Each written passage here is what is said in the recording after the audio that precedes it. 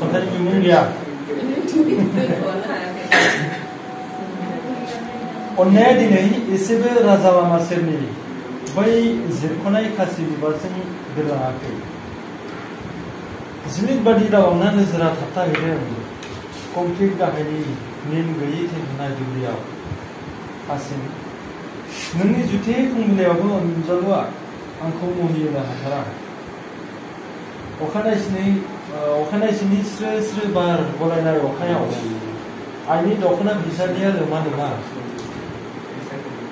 गोथां गोथां माइ दुब्लिया जौमोनखौ सानबोलारियाव बोलाङा जासे खरागसो गथायो साननो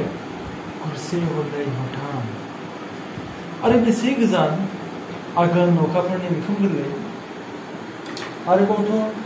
आरोबाव अखानायसिनि सैमा खेंनाय होयो महालयनि समखौ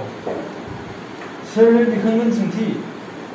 सिमांखौ थुफ्ले थुफ्ले बुथारनो बेसेदि आं बाजानो मोनो आसिन कार्तिकनि हरफोराव।